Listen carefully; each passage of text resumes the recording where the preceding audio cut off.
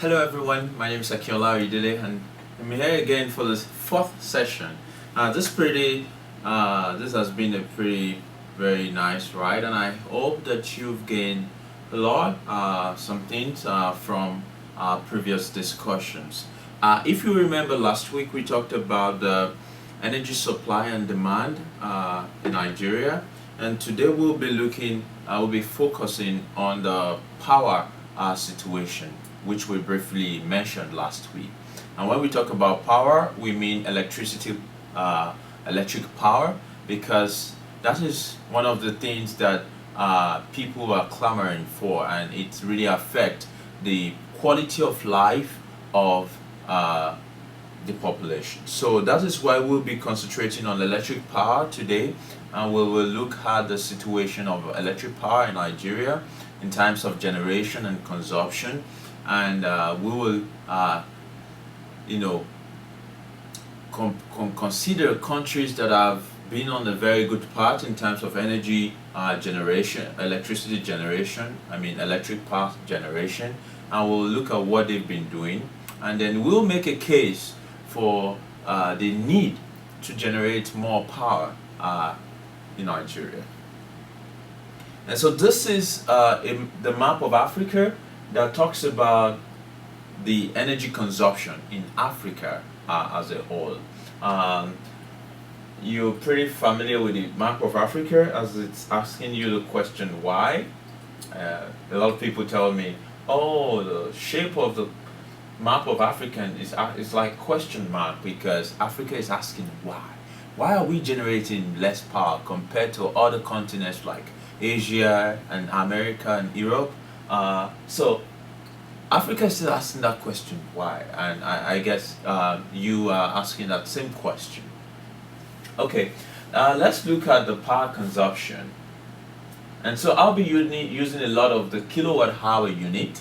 When we talk about kilowatt hour, it means 1,000 megawatt hours. So you use in terms of time and the wattage, it's about 1,000.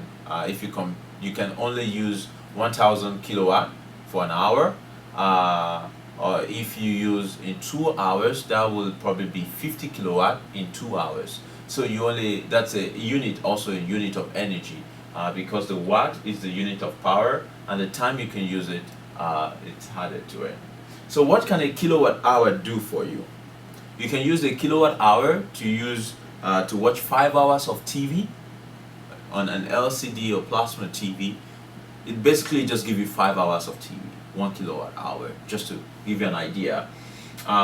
Will help you use your fridge, the medium-sized fridge, for about 5 hours as well. Can help you charge about 250 mobile phones, a kilowatt hour. So it's pretty moderate. And so in terms of the average power consumption in the world today, an average person will make use of about 2,800 kilowatt hours in a year.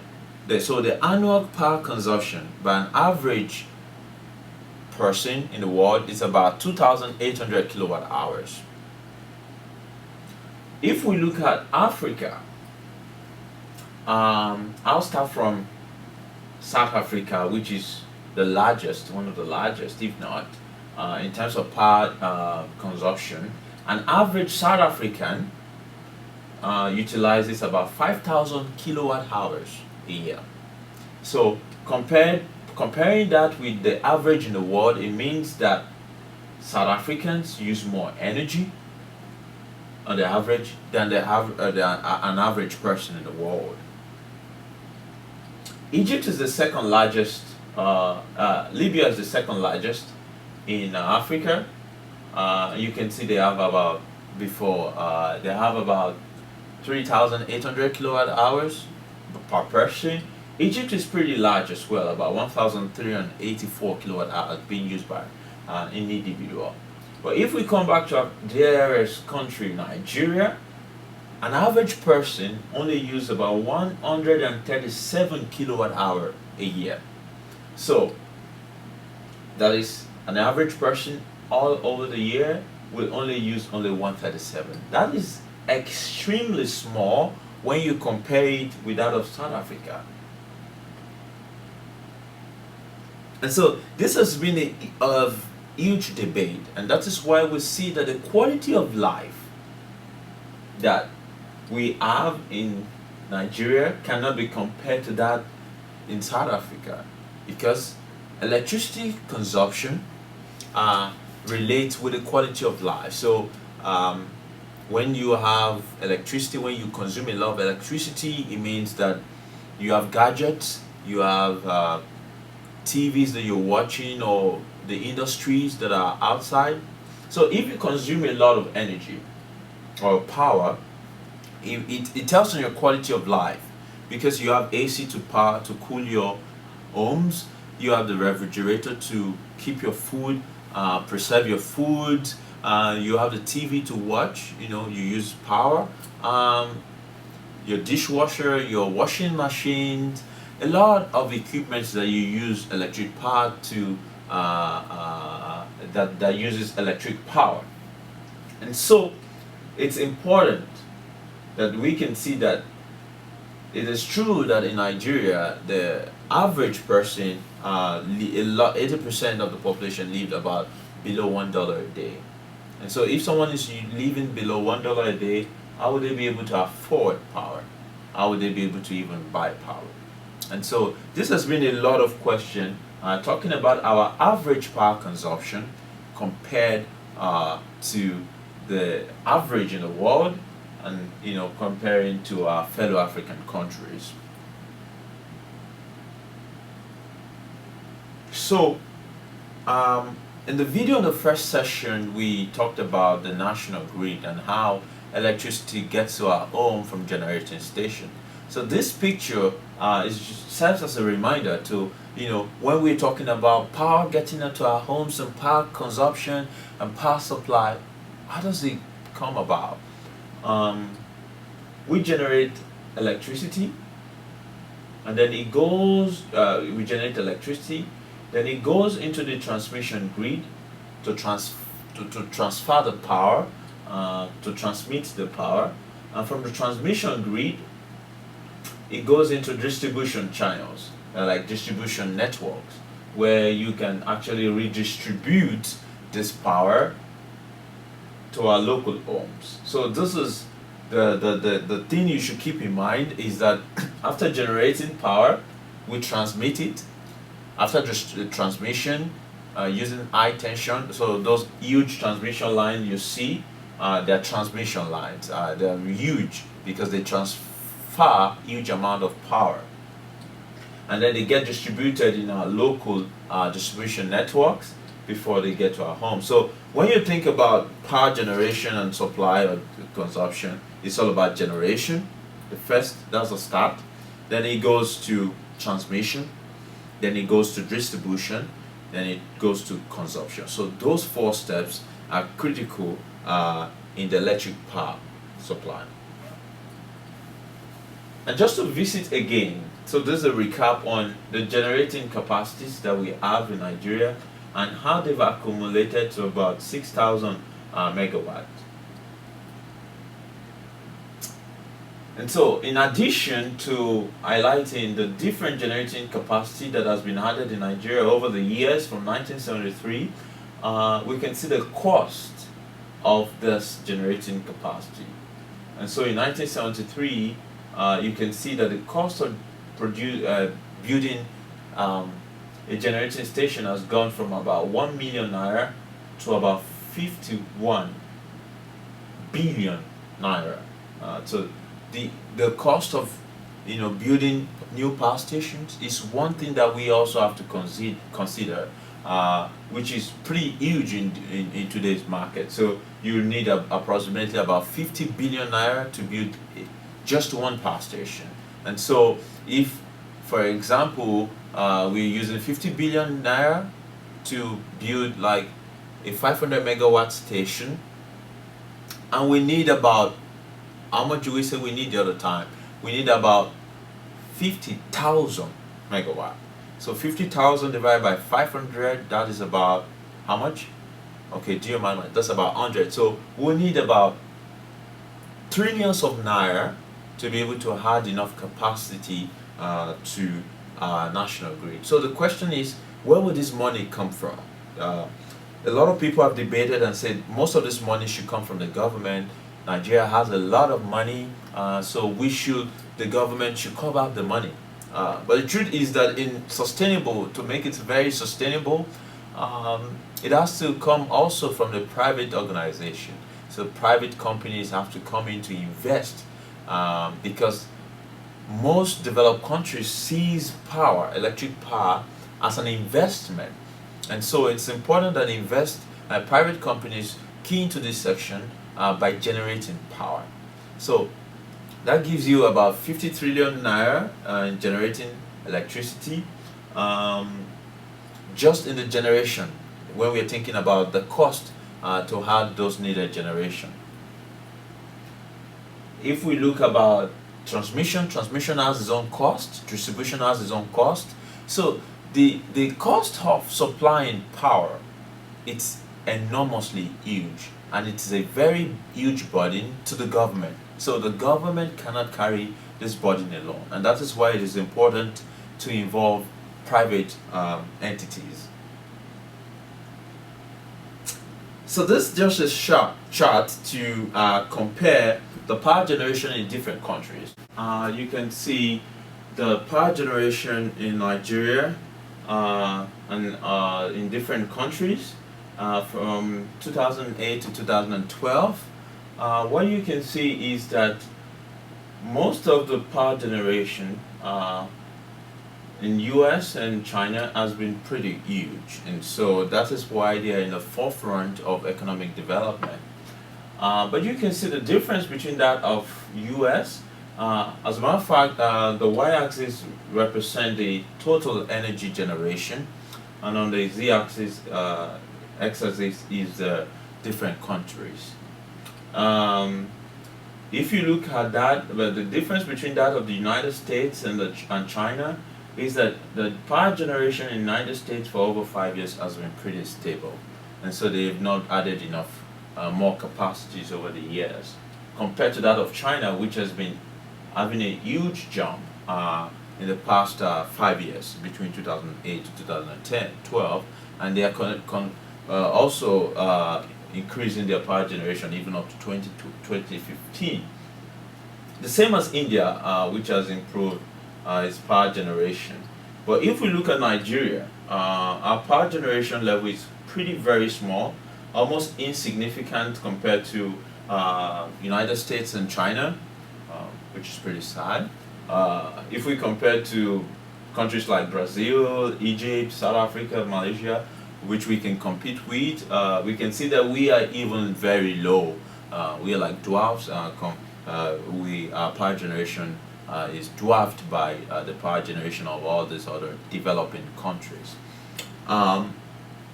This is not a good feeling, because it means that we're not generating enough. It means that we are not growing. As you can see, it's been pretty flat, which is not nice for our own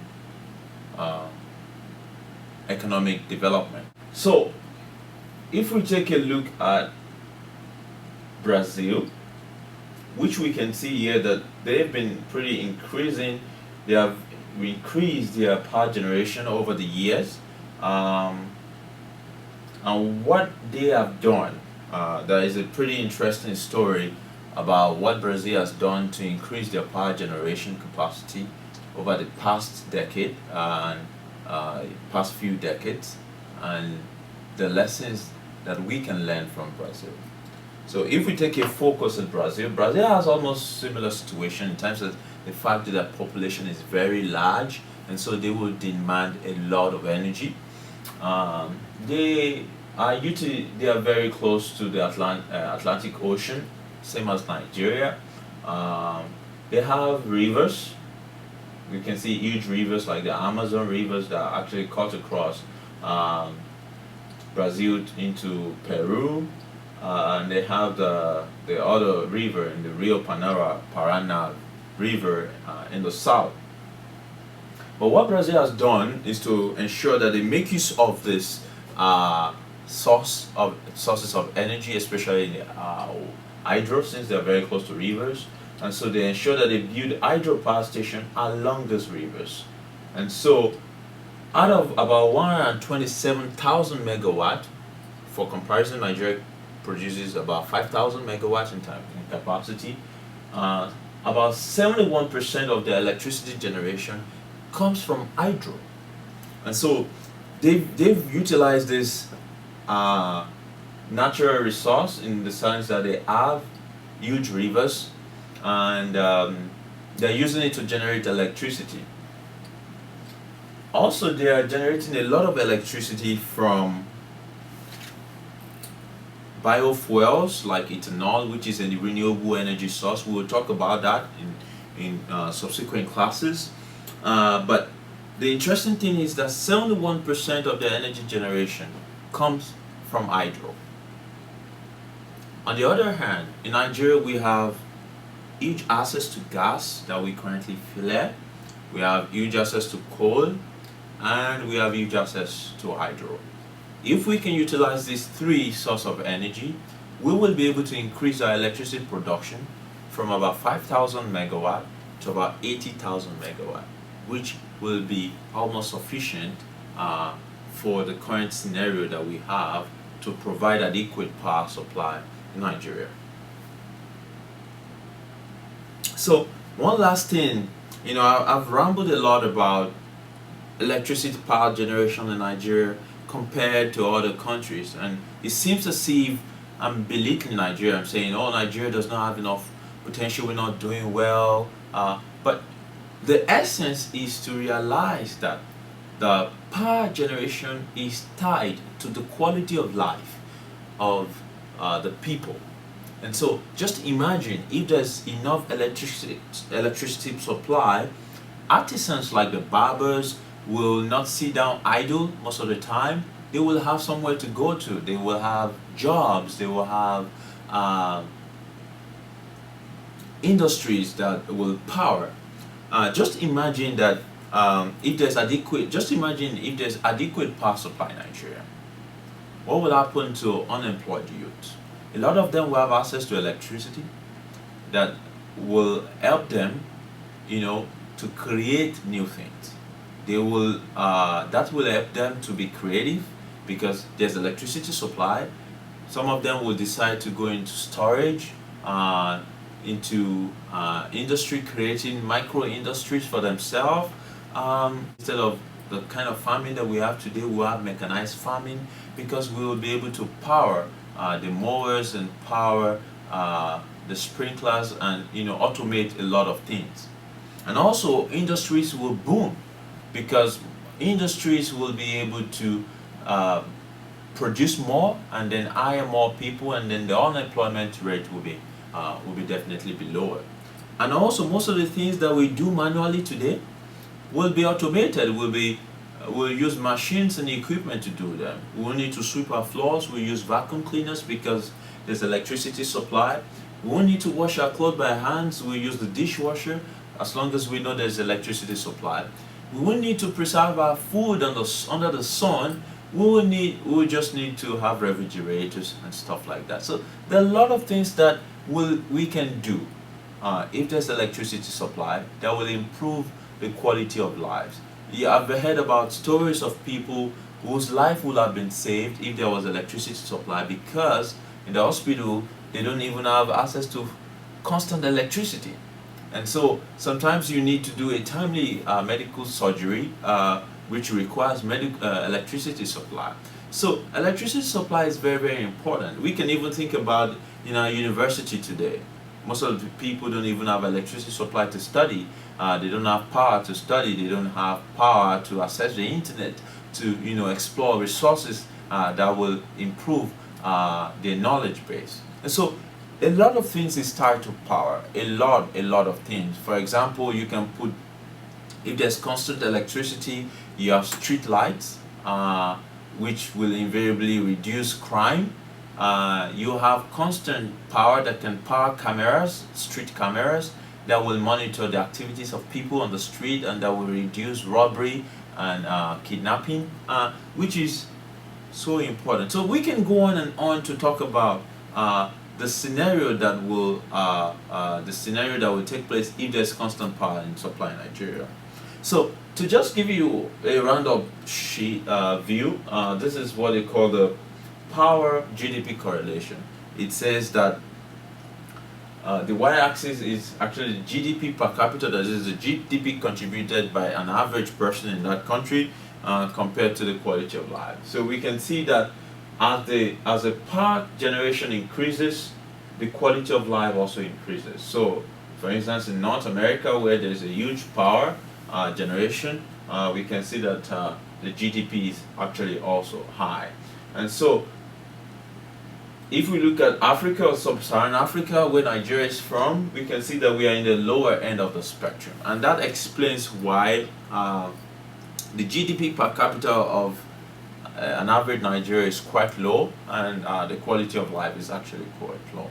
And so, and the quality of life is quite low. And that's why we're challenging you.